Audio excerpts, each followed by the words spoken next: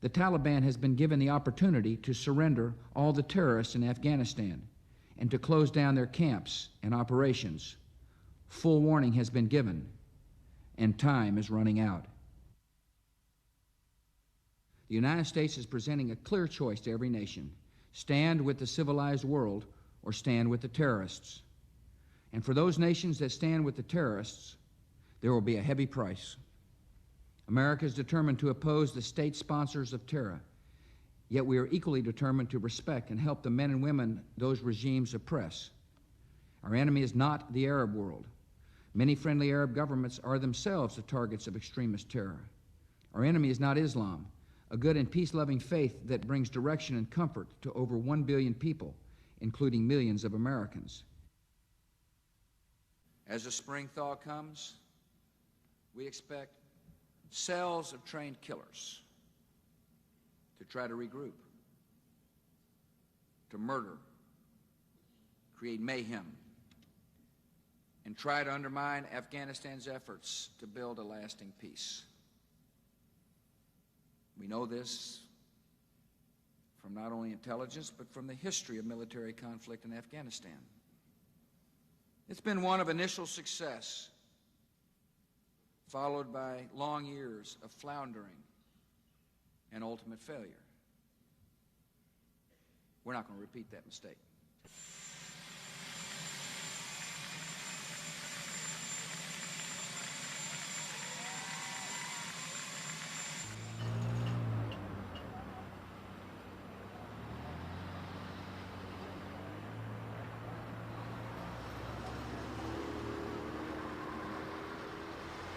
And I look forward to the discussion. I look forward to giving the commissioners a chance to question both of us, and it'll be it'll be a good opportunity for these people to help write a report that hopefully will help future presidents deal with terrorist threats to the country.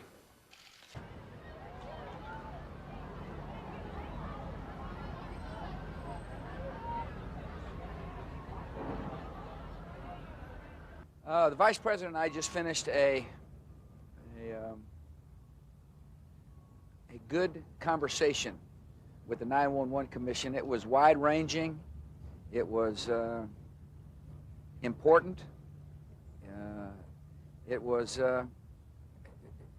just a good discussion. As I say, I think I came away good about the session because I wanted them to know, how I set strategy, how we run the White House, how we deal with threats. The Vice President answered a lot of their questions, answered all their questions. And I think it was important for them to see our body language as well, how we work together. But it was, the commissioners will speak for themselves over time. They will let you know whether they thought it was a fruitful series of discussions. I think they did. I think they found it to be useful. As you might recall, there were some specific threats for overseas that we reacted to. And as the president, I wanted to know whether there was any actionable intelligence. And I looked at the August 6th briefing. I was satisfied that some of the matters were being looked into. But that PDB said nothing about an attack on America. It talked about intentions, about somebody who hated America. Well, we knew that. There was going to be an attack on America, I would have moved mountains to stop the attack. I'd have done everything I can. My job is to protect the American people. And I asked the intelligence agency to analyze the data to tell me whether or not we faced a threat internally like they thought we had faced a threat in other parts of the world. That's what the PDB request was. And had there been actionable intelligence, we'd have moved on it. I'm not exactly sure what you're referring to in the PDB, but if you're referring to the fact that the FBI was investigating things, that's great. That's what we expect the FBI to do. Wouldn't that current threat been doing? Well, that's what the 9/11 Commission should look into, and I hope it does. It's an important part of the assignment of the 9/11 Commission, and I look forward to their recommendations, a full analysis of what took place. I'm satisfied that I never saw any intelligence that indicated there was going to be an attack on America, that there, at a time and a place of an attack. Of course we knew that America was hated by Osama bin Laden. Happy Easter to everybody. Thank you. Yeah.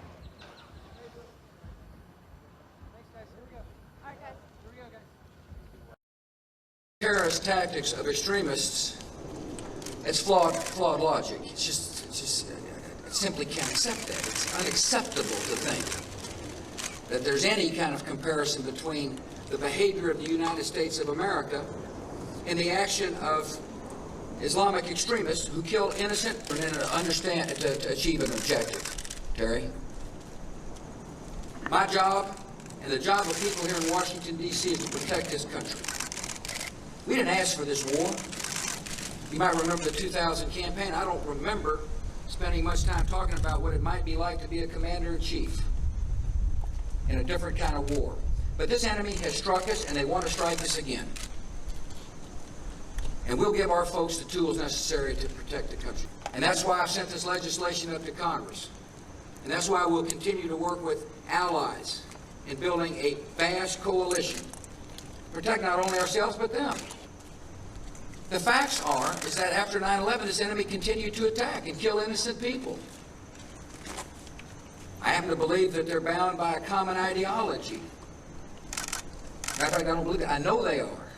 And they want to impose that ideology throughout the broader Middle East. That's what they have said. It makes sense for the commander-in-chief and all of us involved in protecting this country to listen to the words of the enemy. I take their words seriously. That's what's going to be necessary to protect this country, is to listen carefully to what they say and stay ahead of them as they try to attack us. Parts of this war are complicated, but one part is not, and that is America should do what it takes to support our troops and protect our people. And today, I sent Congress an updated supplemental war funding request that will do just that. The majority of the supplemental funding is for day-to-day military operations in Afghanistan and Iraq.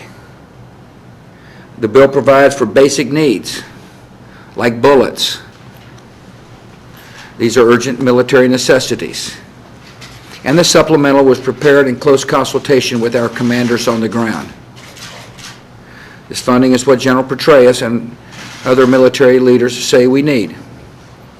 And Congress ought to give it to them.